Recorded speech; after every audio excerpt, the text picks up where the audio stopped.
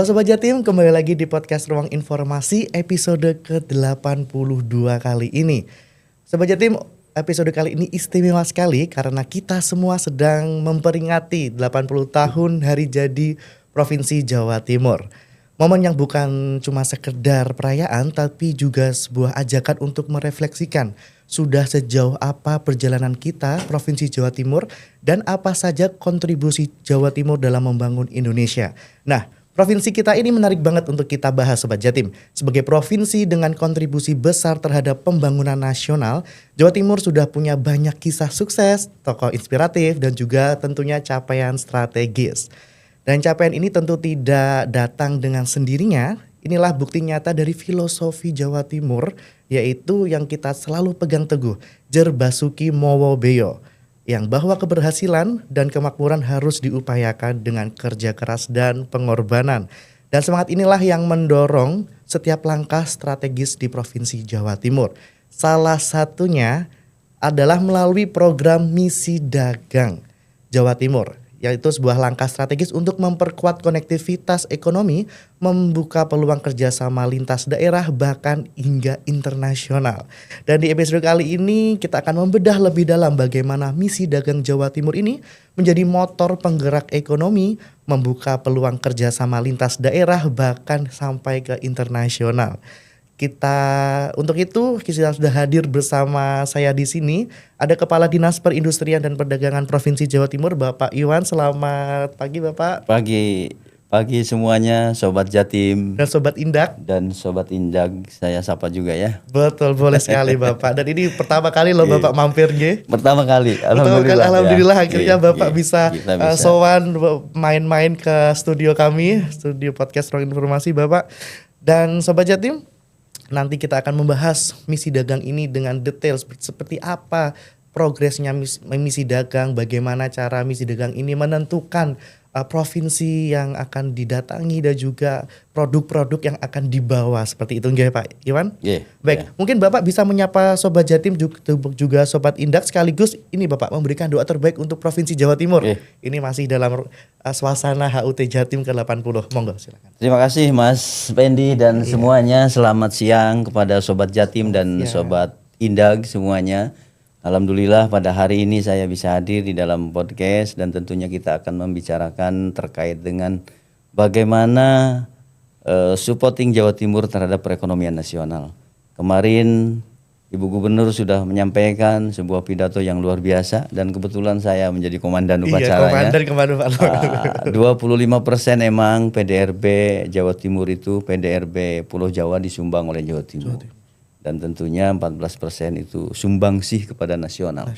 Ini yang luar biasa dan kita hari ini akan membahas itu. Mudah-mudahan kedepannya Jawa Timur tetap optimis dan tetap bertumbuh. Ya, tangguh dan bertumbuh. Tangguh dan bertumbuh. Slogannya kita Bapak ya. Baik Pak Iwan, selama kepemimpinan Ibu Gubernur Khofifah sudah terlaksana kurang lebih sekitar 42 kali ya Pak? 43 ya. 43 misi dagang di tahun 2005 ini sudah merambah ke 7 provinsi dan masih akan ada seterusnya. Menurut Bapak apa kunci konsistensi Jawa Timur ini dalam menjaga tradisi ini Bapak? Jadi begini Mas Pendi, pertama misi dagang ini adalah sebuah strategi bagaimana mengatur terkait dengan perdagangan Jawa Timur dengan berbagai provinsi, berbagai daerah dan tentunya berbagai negara. Kita berpikirnya dari awal adalah industri manufaktur Jawa Timur itu sudah 31%. Struktur PDRB Jawa Timur itu adalah sudah 31% adalah industri manufaktur, 18% adalah perdagangan dan tentunya 10% di area pertanian. Ketika industri manufaktur itu kita bedah lagi, ternyata di dalamnya sekitar 40% dan urutan pertama itu adalah industri makanan dan minuman. Yang kedua industri tembakau, yang ketiga industri farmasi dan selanjutnya gitu ya. Sehingga industri makanan dan minuman ini sangat luar biasa menopang terhadap struktur PDRB. Apa yang harus kita lakukan? Tentunya kita harus mencari pasar-pasar baru dan pemerintah harus hadir. Dan ini yang dilakukan oleh Ibu Gubernur langsung memimpin misi dagang ke berbagai provinsi dan berbagai negara. Saya kemarin menjadi narasumber di Kementerian Perdagangan terkait dengan true story misi dagang Misi ini. dagang. Nggih, nggih. Salah satu dari Pak Dirjennya bertanya bagaimana kok bisa misi dagang ini konsisten dipimpin oleh seorang gubernur gitu ya. Betul, betul. Nah, karena komitmen Ibu Gubernur melihat dari kekuatan industri manufaktur kita di dalam dan melihat pasar yang ada di dalam negeri, itu tentunya ini yang menjadi kekuatan modal utama untuk kita bergerak terus, dan pemerintah menyatukan antara pemerintah dengan pemerintah dan tentunya antara pelaku usaha dengan pelaku usaha. Dan yang lebih luas lagi adalah kita bersinerginya sekarang semakin kuat. Di situ ada IWAPI, di situ ada betul. Kadin, di situ ada HIPMI, organisasi-organisasi yang mendukung ya, semuanya, Bapak, ya. yang mendukung semuanya. Dan ini kita bergerak semuanya untuk melaksanakan misi dagang ini sehingga neraca perdagangan antar pulau, neraca perdagangan antar daerah, antar provinsi Indonesia itu Jawa Timur tetap surplus dan tetap jago. Tetap kan jago. seperti itu. Baik, Bapak, dari sekian banyak misi dagang ini Bapak, mungkin ada momen atau capaian yang paling berkesan menjadi turning point bagi Jawa Timur Bapak? Iya, menarik. Ini ada beberapa misi dagang yang kita laksanakan di beberapa provinsi di atas 1 triliun. Di atas 1 triliun Pak. triliun. Di Kalimantan Timur kita juga di atas 1 triliun. Ini datanya lebih boleh, tepatnya ya. Jadi mulai 1 triliun itu di Kalimantan Timur 1,05 triliun. Terus di NTB 1,06 triliun. Di Lampung 1,05 triliun. Di Kalsel 1,6. Bahkan 1,6. Mungkin 400 miliar lagi sudah 2 triliun kan seperti itu. Karena Kalsel itu pasarnya luar biasa. Pasar terutama di area sektor peternakan itu sangat luar biasa. Dan tentunya kalau dari Kalimantan kita juga kan ada batu bara dan lain sebagainya. Dan kemarin di Sumatera Selatan kita 1 triliun, 1 triliun 55 juta kalau tidak salah seperti itu. Nah ini 1, 2, 3, 4, 5 provinsi di atas 1 triliun. Kita pernah bergerak pertama itu di Maluku Utara 568 miliar, Maluku 460, Kaltim di atas 1, di atas 1 triliun. Papua Barat Daya itu sudah bagus juga 506,1 miliar. Nah ini kita coba mempetakan potensi di setiap provinsi itu pasti berbeda. Di area mana? Ini kita akan bergerak kemana? Tentunya kita melakukan dulu riset apa yang harus dibawa ke sana, pelaku usahanya siapa yang harus dibawa, dan OPD-nya itu yang istilahnya mengkoordinasikan di area-area sektor itu siapa yang harus dibawa ke sana. Itu kita petakan sampai 3 kali kita rapat dan sudah kelihatan, sudah clear kita berangkat ke sana bersama-sama. Dan rekor pelaku usaha yang kita bawa itu di NTB itu sampai 78 pelaku usaha.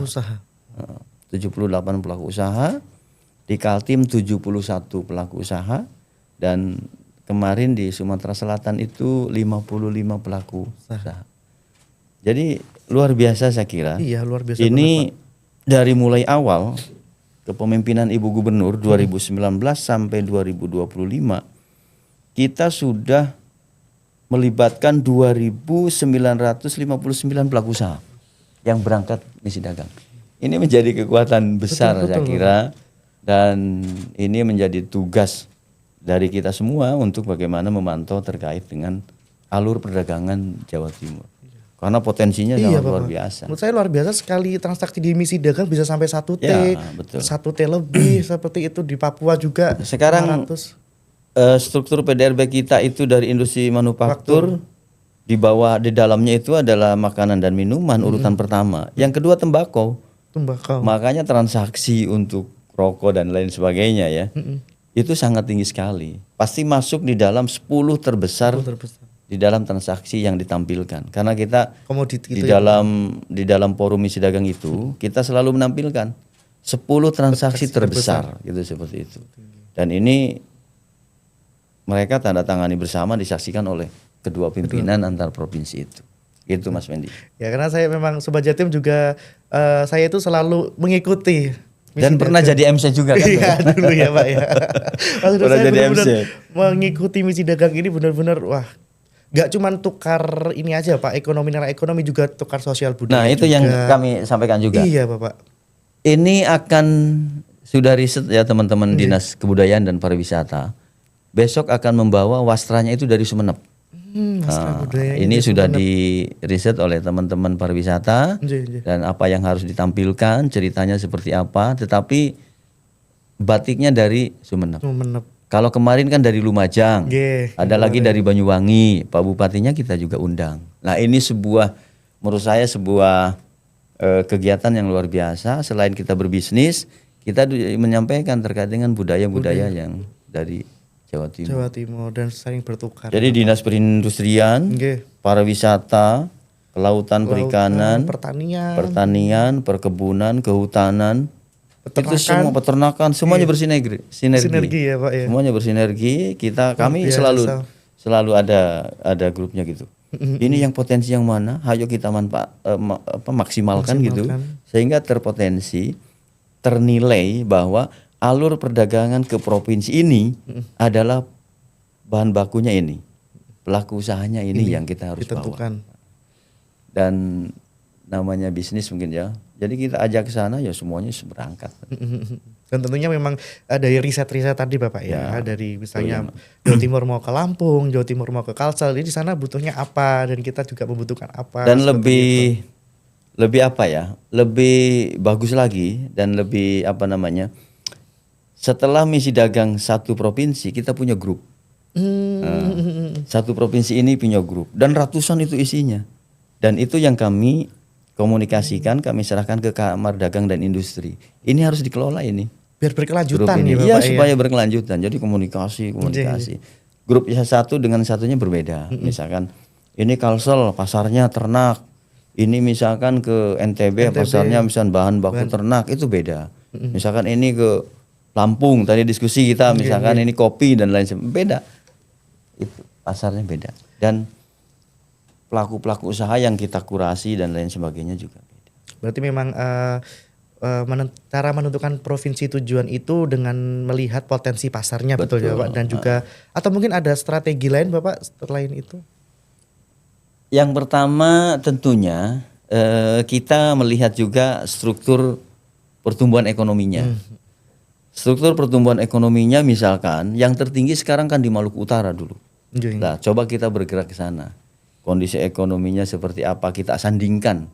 Bagaimana struktur PDRB-nya, bagaimana jumlah penduduknya, bagaimana misalkan di area-area perdagangannya, neraca perdagangannya surplus atau tidak. Nah itu kita sudah ketahuan. Kita mulai gali sehingga kita tahu pasarnya di sana apa, dan kita baru komunikasikan rapat dengan para OPD yang ada di sana dan pelaku usaha, dan kita kemarin terakhir kita melakukan rapat finalisasi misi dagang untuk Sulawesi Tengah. Jadi sudah strukturnya sudah kelihatan. Sehingga kita sebelum melihat misalkan provinsi yang akan dituju, tentunya strateginya kita melihat struktur ekonominya dulu. Pertumbuhan ekonominya dan lain sebagainya. Karena kita bersyukur ya, Jawa Timur ini potensi dari area-area pertaniannya juga luar biasa. Iya. Peternakan luar biasa, sehingga daya dorong untuk keluar gitu. Apalagi kemarin ada tarif Trump itu sebetulnya kita tidak takut. Iya. Kalau kita itu tidak takut, malah kita untuk semangat untuk mencari pasar baru. Betul. Pasar baru. Karena kita udah ada bahannya, udah ada barangnya. pasarnya. Oke lah, kita terganggu 1 bulan, hold 1 bulan karena barang sudah masuk di sana, misalkan diancam tarif gitu ya. Tarif tinggi. Tarif tinggi gitu. Oke lah, kita punya barang. Yang penting kita kondusifkan dulu, dan itu yang luar biasa Ibu Gubernur, mengkondusifkan dulu misalkan 1 bulan, oke hold dulu.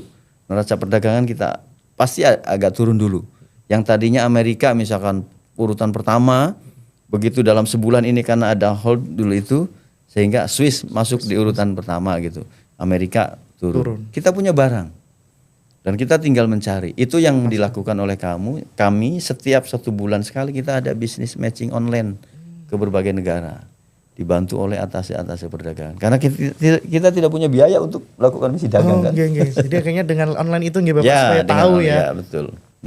Baik, tadi kan kita udah ngomongin bagaimana mencari provinsi tujuan Bapak. Dan ini sekarang di dalam Pak, bagaimana Pemprov Jatim ini memilih dan membawa produk unggulan daerah untuk dipromosikan dalam misi dagang sehingga benar-benar mewakili kekuatan ekonomi Jawa Timur. Betul.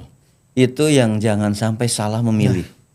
Kalau kita salah memilih misalkan kita ke area barat, kita memilih misalkan dari area-area peternakan, jelas kita harus melalui dulu Jawa Tengah, Jawa Barat, dan misalkan DKI Jakarta gitu seperti itu. Yang pertama kita petakan, sehingga di dalam kita selalu memberikan informasi kepada para pelaku usaha khususnya IKM bahwa di area Kalimantan produknya itu ini.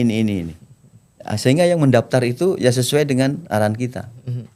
Yang misalkan di area NTB atau misalkan nanti dalam waktu dekat kita akan ke Singapura misalkan. Di area hasil pertanian dan perkebunan itu yang mendaftar itu. Tim kita langsung melakukan kurasi.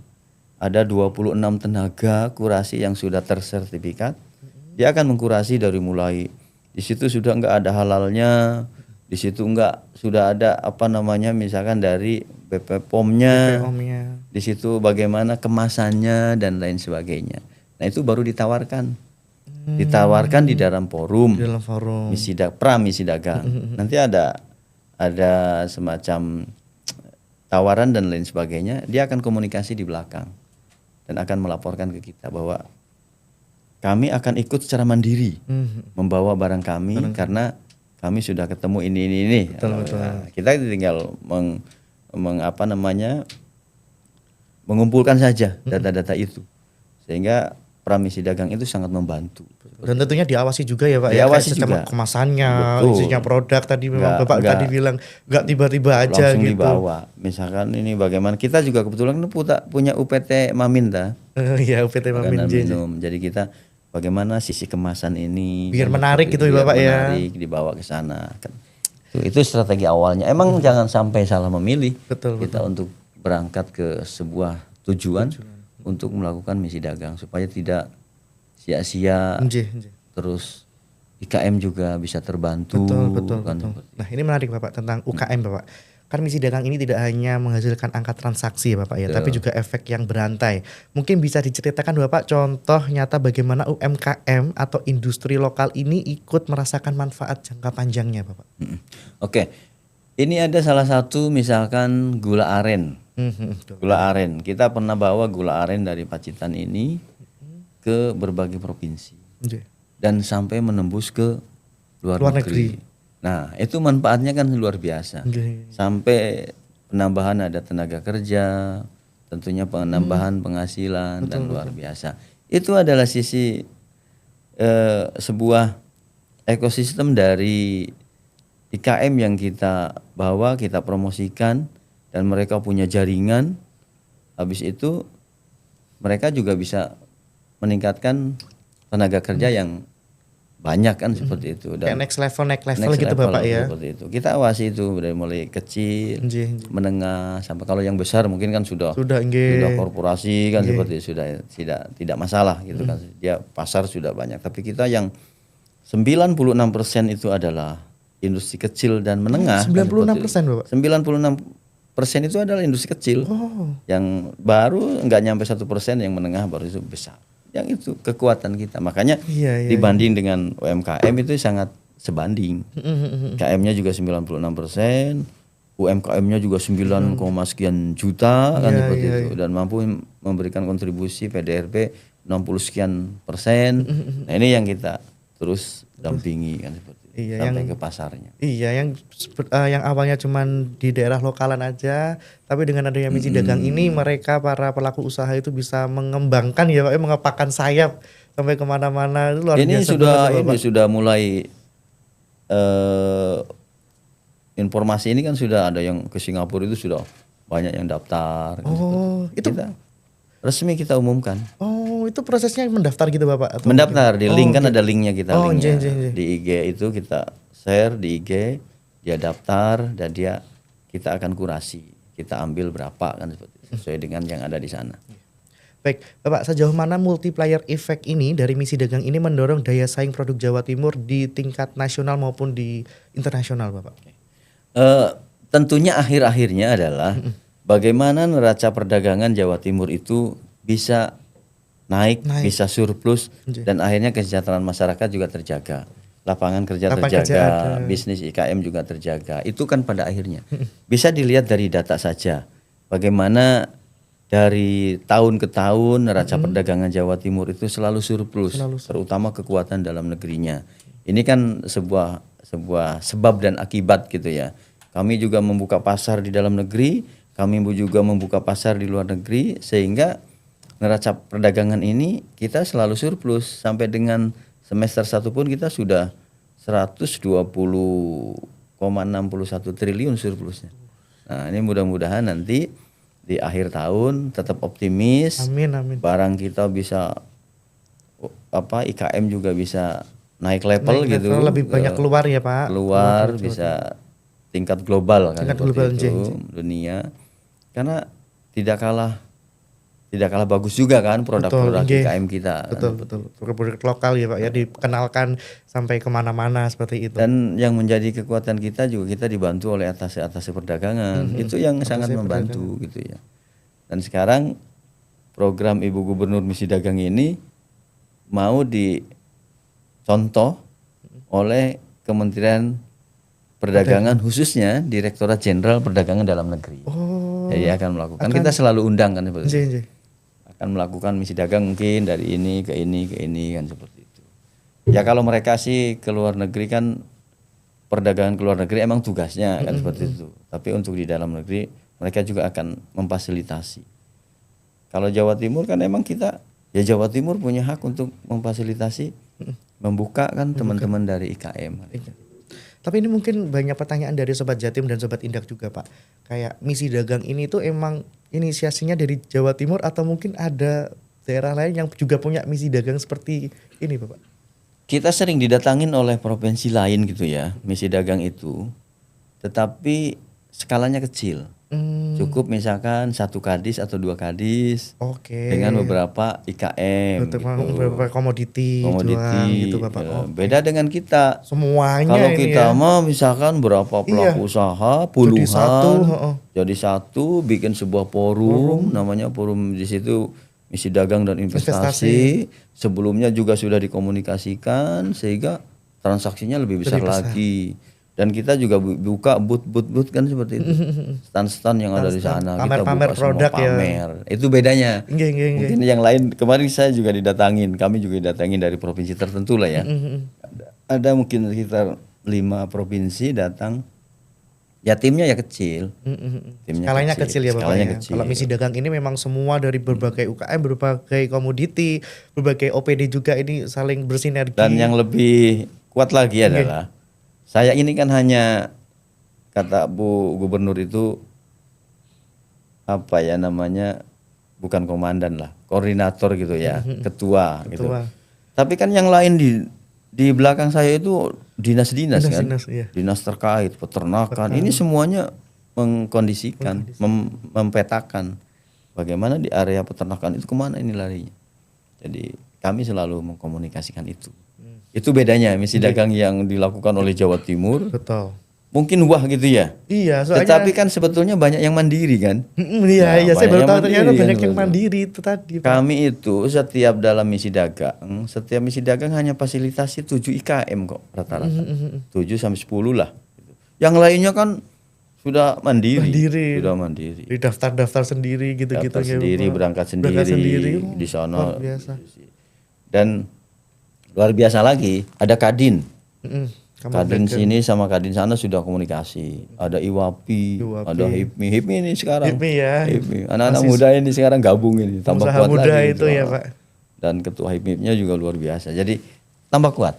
Ya ini sebetulnya kehadiran kita untuk membuka peluang bagaimana IKM kita ini harus betul-betul punya optimisme yang luar biasa. Karena kita hadir. Karena kita hadir untuk mempasarkan, untuk membuka jalur, konektivitas, pergerakan barang, apalagi tadi tagline kita adalah gerbang baru Nusantara. Ini menjadi komitmen kita untuk kebutuhan-kebutuhan dari area provinsi lain harus dipenuhi oleh kita. Dan juga ini buat Sobat Indap, Sobat Jatim juga ini merupakan upaya pemerintah dalam memastikan manfaat ini tuh gak hanya dirasakan pelaku usaha besar, tapi juga merata sampai ke UMKM di seluruh wilayah Jawa Timur gitu Bapak. Tahun ini masih ada 4 Mas Pendi. Ini bulan Oktober loh Pak, Ya, masih ada dari 4. Oktober ini tanggal 18 kita di Sulawesi Tengah. Wow, Terus habis ini kita akan bergerak ke NTT. Sulawesi Tengah, Dari NTT. NTT akan bergerak ke Kalteng. Dari Kalteng akan penutupnya di Sulawesi Selatan. Tetapi ini kan sudah kita laporkan ke Ibu Gubernur. Tetapi nanti arahan pimpinan, arahan Ibu Gubernur kan bisa. Misalkan daerah ini karena pergerakan ekonominya seperti ini. Ibu kan luar biasa. Iya, data-data makanya. ini.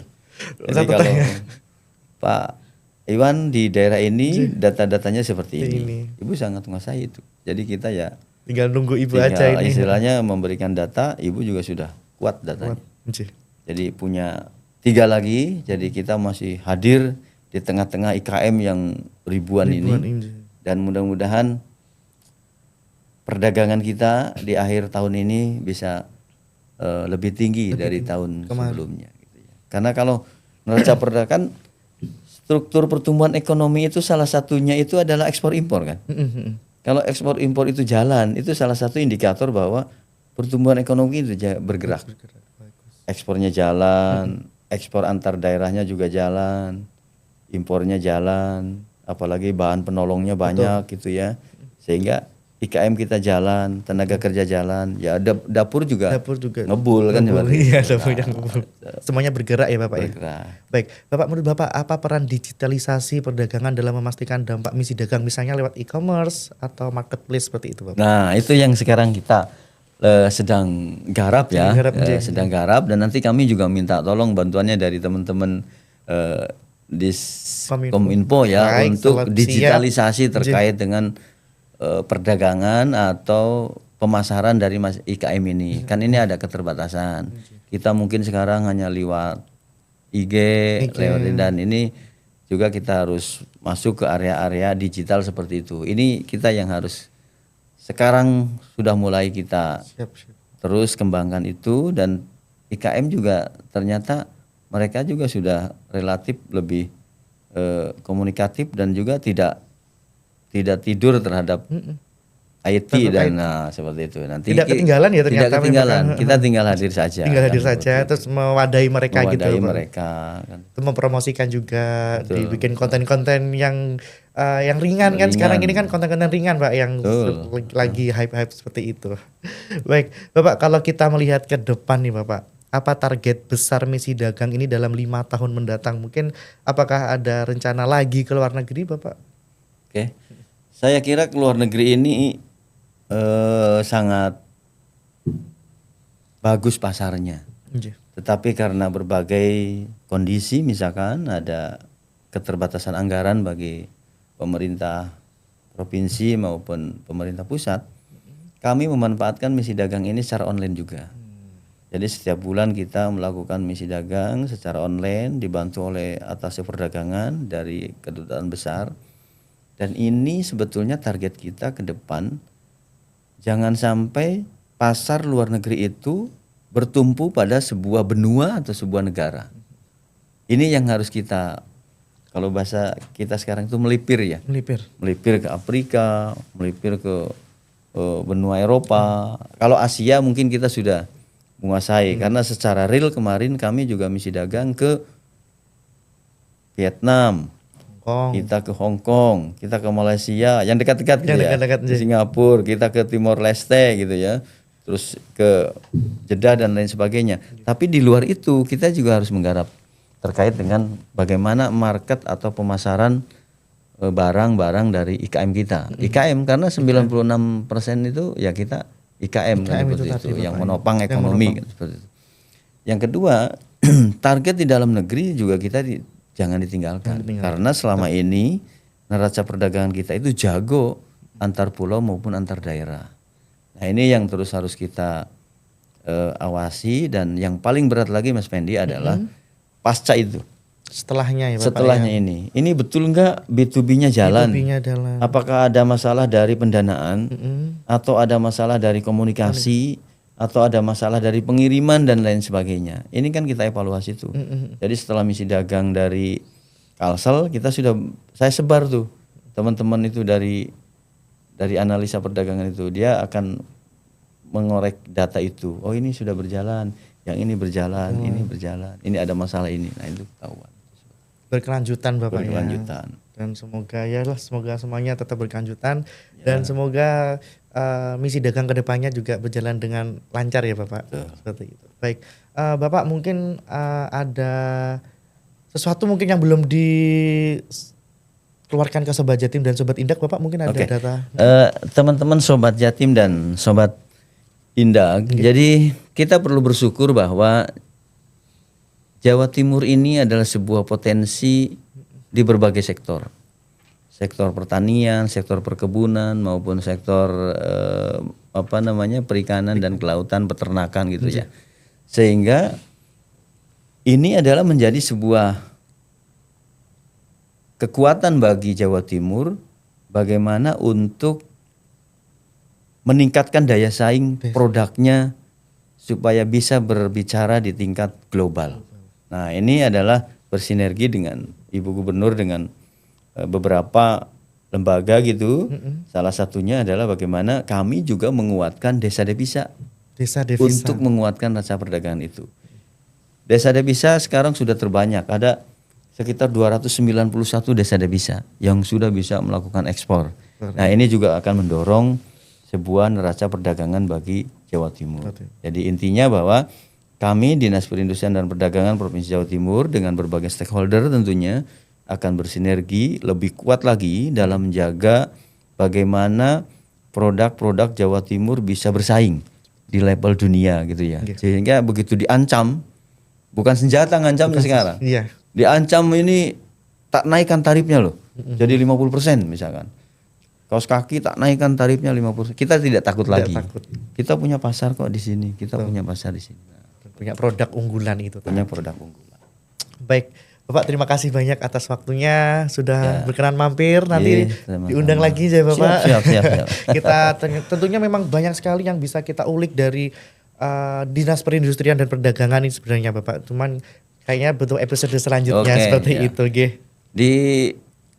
Dibagi-bagi. Dibagi-bagi episodenya. Gitu. Iya betul, supaya Sobat Jatim tahu detailnya. Kali ini kita ngomongin misi dagang, tadi udah dijelasin semuanya bagaimana Provinsi Jawa Timur ini mencari provinsi tujuan, bagaimana Provinsi Jawa Timur ini untuk mencari barang yang akan dijual seperti itu. Baik. Sampai siapa yang harus berangkat kan? Iya, sampai harus berangkat. Baik, Bapak mungkin ada closing statement untuk Sobat Jatim dan Sobat Indak atau pelaku usaha UMKM semuanya yang ada di Jawa Timur, Bapak. Sobat Jatim dan Sobat Indak, khususnya para pelaku usaha IKM yang ada di Jawa Timur, baik itu ya tentunya tidak IKM saja, para pelaku usaha di Jawa Timur, kita tetap optimis. Kami hadir, Ibu Gubernur melalui Dinas Perindustrian dan Perdagangan Provinsi Jawa Timur selalu akan hadir memfasilitasi bagaimana kita menjaga konektivitas antar daerah, antar provinsi maupun antar negara. Jadi kita tetap optimis sehingga pertumbuhan ekonomi di Jawa Timur tetap terjaga, daya beli masyarakat juga tetap terjaga sehingga masyarakat Jatim selalu sejahtera, dan itu adalah tujuan dari hari ulang tahun kita adalah tangguh dan tetap bertumbuh. Jawa Timur tangguh dan juga Jawa Timur bertumbuh. Boleh bangkit aplausnya teman-teman semuanya ini Sobat Jatim. Ini benar-benar luar biasa sekali Bapak perbincangan kita pada hari ini. Ini benar-benar menggarisbawahi Bapak bahwa mengapa Jawa Timur itu begitu istimewa seperti itu. Di hari ke-80 jadi ke-80 tahun Jawa Timur ini, program misi dagang bukanlah hanya capaian ekonomi saja, tapi juga refleksi dari semangat tadi Jer Basuki Mawabeyo. Keberhasilan membutuhkan pengorbanan dan kerja keras yang menjadi filosofi kita, dan kita telah melihat bagaimana sinergi antara daerah dan nasional menjadi kunci kemajuan. Dan mari kita bareng-bareng Sobat Jatim dan Sobat Indak menjadikan momentum 80 tahun Provinsi Jawa Timur ini untuk terus memperkuat kolaborasi, mempertahankan daya saing, dan memastikan bahwa Jawa Timur terus menjadi lokomotif pembangunan bangsa dan juga pembangunan di Jawa Timur. Baik, terima kasih sekali Bapak Iwan atas rawuhnya ke Oke, Dinas Kominfo. sama-sama. Nggih.